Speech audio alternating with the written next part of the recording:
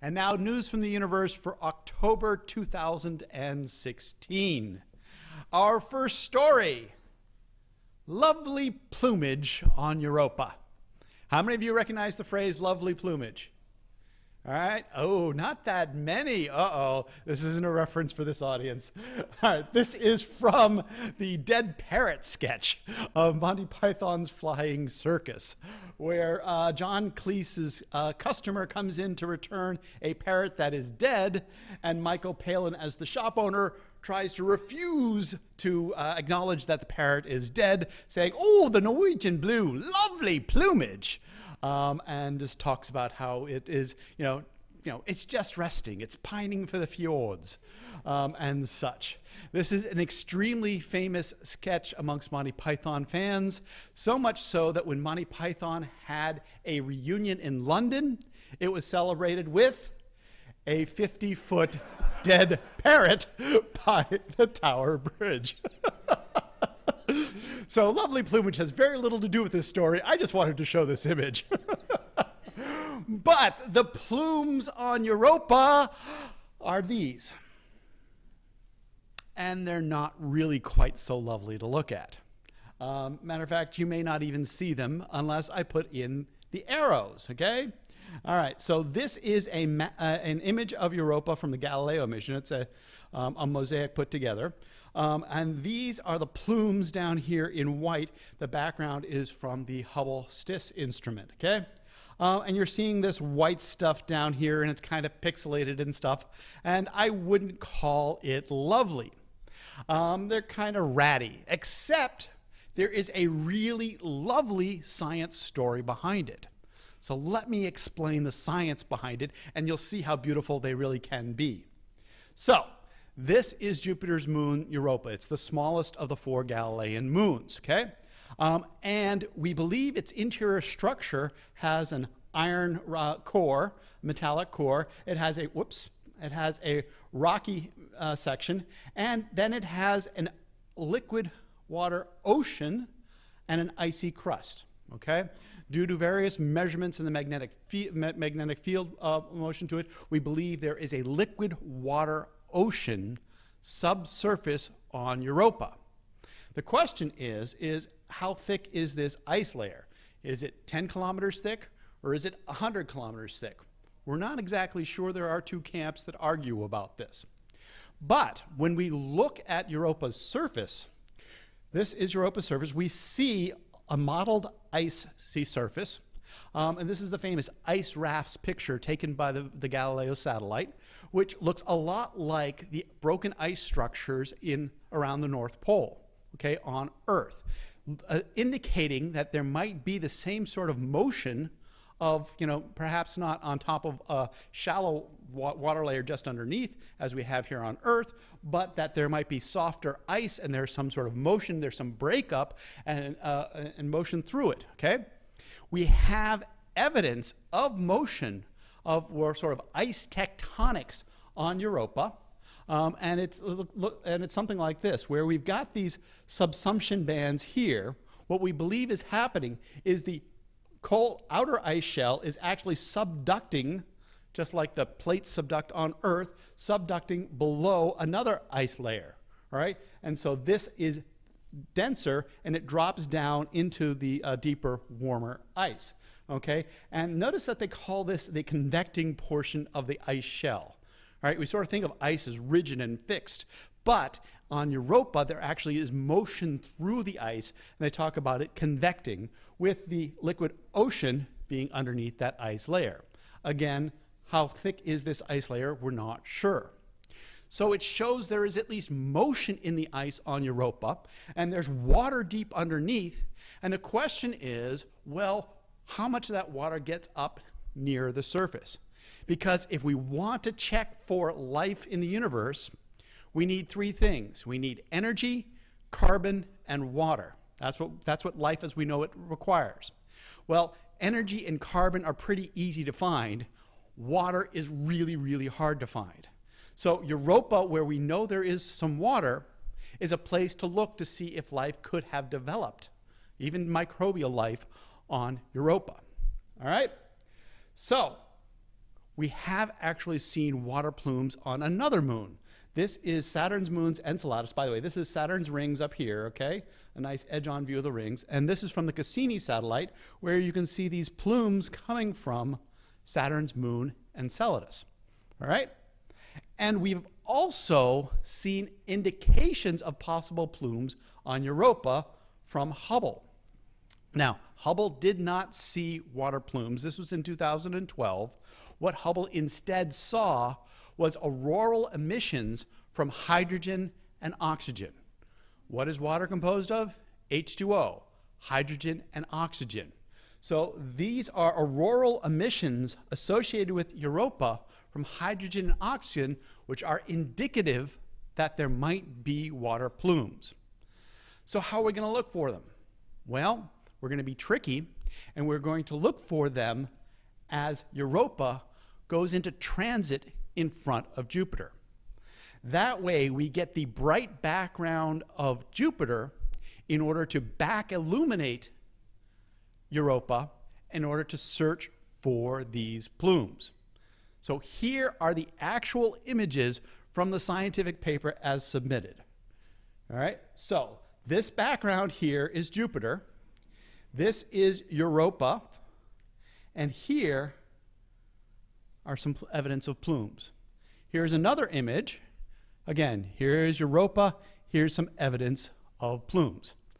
As I said, they're not pretty to look at, but they indicate a really interesting story, that there might be water plumes spewing out of Europa, and we can then examine that water to see what is going on, what is the chemistry, what is the details of what may be going on in this internal ocean, which, if it's 100 kilometers deep, below 100 kilometers of ice, is going to be really hard to get down to, okay? You want to drill down 100 kilometers to get to the liquid water ocean, that's quite an engineering challenge. If it's 10 kilometers, well, I think that's a little bit easier. It's still quite the challenge. If, however, that water vapor is spewed out from the surface, that's much, much easier. So this is an exciting announcement. It is not absolutely 100% confirmed that it is water plumes there, all right? But it does look like that there are water plumes coming from Europa, and we'll continue to study and have more information as we go. This is an exciting idea of where we're going to look for potential life in our solar system. Our second story, a smashing finale. If you were here last month, I talked about the Rosetta mission and the Philae lander that is in orbit around the comet 67P Churyumov-Gerasimenko. All right? Yeah, that's quite a mouthful to say. All right, and Rosetta is a mission that started in 2004. It's been going for 12 years, okay? Most of that time was spent in a very circuitous bunch of orbits just to get out to match orbits with the comet. Matter of fact, it did a whole bunch of flybys in that process. So it launched in March of 2004. It flew by Earth in 2005, Mars in 2007, Earth in late 2007, the asteroid Steins in 2008, Earth again in 2009, the asteroid Lutetia in July 2010, and then spent 4 years matching orbits with Comet 67P CG. When it got there, it found it was a contact binary comet, which of course earned it the nickname Comet Rubber Ducky for obvious reasons. It has then, since then, since its arrival in August 2014, the Philae lander was dropped down on November 2014.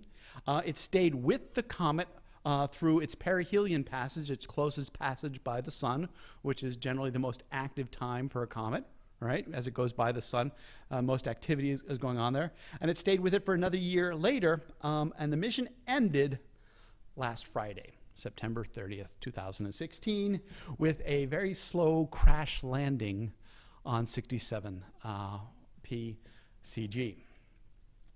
Now, you may remember that Philae landing was quite an event.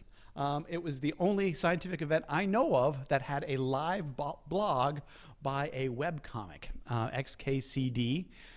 The author of XKCD drew over 100 different pictures to live blog the landing of Philae over the course of several hours as it was going. So you can see here's the one I chose from time until landing, 3 hours, and he has all sorts of fun information and makes some good science jokes. If you don't know XKCD, it's a very, very geek comic. Okay, so if you want to grow up to be geeks, guys in the front row there, okay, you got to start reading XKCD. All right.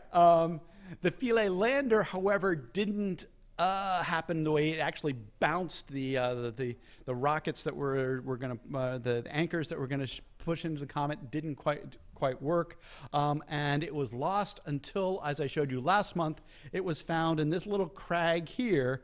The Philae lander was finally discovered as the Rosetta orbiter got close in enough to actually see and search for it and found it. So there's the last resting place of Philae. Of course, the Rosetta orbiter itself joined it last Friday. But what I remember most about this mission is not going to be these images I'm going to show you in a minute, but really the number of really cool outburst images that Rosetta was able to get, because it stayed with the comet for a year before perihelion and a year after perihelion, covering this active time in the life of the comet. You can see all of these outbursts it was able to capture. This is an immense data set that we will look at for years and even decades to come. Yes? That was in the Wall Street Journal. The Wall Street Journal covered the outburst, because this is one of the great montage images. Well, I'm glad to hear the Wall Street Journal covers great science, because this is an amazing amount amazing amount of observations compared to what we've had in terms of covering outbursts on comets. Okay, and this data set will be mined for years to come. Okay, so they released 15 images of the descent of Rosetta over the last 24 hours. So in the lower left, this is the time to impact, 23 hours, 30 minutes for this first image. And here's the height above the center of the comet, 22.9 kilometers, or I guess height above the surface of the comet. And this is just the counting number, so I can keep track. Downloading 15 images and keeping them in the correct order is not that easy. All right, so here you can see that a day before, it's still, you're seeing pretty much the comet. You got a full-size view of the comet, and you can see it's orbiting around the comet, and the comet itself is turning, the comet nucleus. And as we start to get in, now we're down just a little bit closer at 20 kilometers. These images go from the wide-angle view to the narrow-angle view here. You can start to see that you can see the very craggy surface. Almost feels like it's sharp. Okay, surface. Moving in, you can see the sort of steps across there. Really interesting structures. And then you've got a series of couple images where you can see the same structures. These are just relatively close in time. You can see that structure here, and you can see the structure is moving through here. Then we get what I think is the coolest image. So we've been looking down on this. Then we get this image, which looks like you're down on the surface of the comet, right? But what it has to be, because you're 16 kilometers away from the comet, this is the narrow angle camera, right? But what it has to be is, whoops, let me go back, is that you're looking at one of these crags here from the side. Okay, so as it orbits around the comet, it's looking directly along here, and you're looking in to see these crags sticking up. And I actually think this is the coolest image of all this series of 15, because it just sort of gets you a feeling like you are there. Almost feel like you're walking on the surface of the comet nucleus. So this is kind of fun. It looks a little bit like there's a national park in the Southwest. Bryce Canyon, that's it. Bryce Canyon has a little bit of the hoodoo feel of Bryce Canyon National Park, but Bryce Canyon doesn't look that rocky in that case. Anyways, so there's no erosion, no wind There is no erosion, right? Exactly. You couldn't have real hoodoos here because you wouldn't, because those are produced by water erosion creating them. All right. I'm not an expert on this, okay? Matter of fact, I'll show you how much I'm not an expert because they've got a couple images here that I'm not exactly sure why they look like this either, okay? And then you can see as we're getting closer, we're 9 hours before impact, okay? And then we jump to almost 6 hours before impact. And here you can again see these sort of striation structures, okay? Which to me look like sedimentary stuff. And I know it's not sedimentary stuff. Maybe it's produced by the collision of those two contact binary objects that form the contact binary. So you've got this sort of striated stuff. And then you get this sort of leathery type plane here, okay? And we have a lot of this type of plane that we're zooming in. We're now 3 hours before impact. All right, okay, moving in here. Here is the target area for where they're going to land it. You can see that cliff along here, 3 hours before impact, 6 kilometers above the surface, down to 1.2 kilometers. You can see an edge with this very sharp shadow here. All right, you're seeing the details. And then the final image, 1 minute before impact. This is from 20 meters height. I'm told this is about 1 meter across. On the comet. So it's out of focus because the cameras were never meant to focus 20 meters away from it. And then, boom. The Rosetta signal was lost at 11:19 GMT. Here is the signal, and there is not. Okay? So the Rosetta mission will live on through its amazing data set. When I tweeted about this, I said, Rosetta is dead. Long live Rosetta, because it really will have an amazing impact on cometary science. However, it will not have the kind of impact that people talk about in Hollywood movies. So I'm going to give the last word to XKCD, who put out a Rosetta comic on Friday. You can read it for yourself. And it references the movie Armageddon, in which they did try to blow up a comet to deflect it. This was not meant to deflect the comet. Bruce Willis was not required on the Rosetta mission, okay? Any questions for? Yes. Okay, so as the comet approaches the sun, it heats up, and any pockets of volatiles that are near the surface can go from their iceous state to gaseous state and blow out as jets. That's very common on comets. Matter of fact, what you're looking at with the 67 PCG mostly is the comet nucleus. Okay, but what you usually think of of a comet is this big fuzzy ball. Well, that's the coma. That's all the gases that have come out from the comet, all right? And then you get those gases get swept back into a tail, all right? And that's what produces your standard idea of a comet. What we're studying here is really the comet nucleus, and those outbursts are the gases that are bursting out. The perihelion for 67P is only 1.2 times the Earth's distance to the sun, so it never gets really close to the sun. Therefore, it doesn't burst out that much, and it doesn't produce a coma. It's a short period comet. It only has a 6.4-year period, so it doesn't develop the big long tail like you may have seen with Comet Hale-Bopp, or the way we depict Comet West or Comet Ikeya-Seki or other of these spectacular comets. This is just your normal, ordinary, run-of-the-mill, boring comet. Sorry, most comets are actually kind of boring.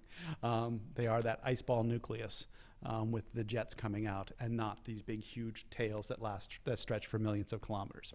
Good question. Thank you. Yes? It's ice and rock. It's ice and rock. We usually think of them as ice balls, but we actually know, yes, they are ice and rock.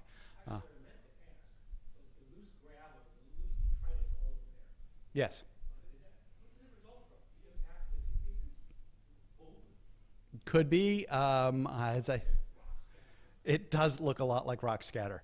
And you will expose my ignorance on the cometary surfaces. We've never seen cometary surfaces in that incredible detail. We actually, with Pluto last year, and the Deep Impact mission that we did a few years ago, and this, we are learning so much, and actually what we're seeing on Europa as well, we're learning so much about ices and how they behave out in the solar system. We're just seeing, cryovolcanism on Pluto, the cryotectonics on Europa, and so how these ices interact is something that's actually pretty new, and I think it's a quite an interesting field that has developed lately.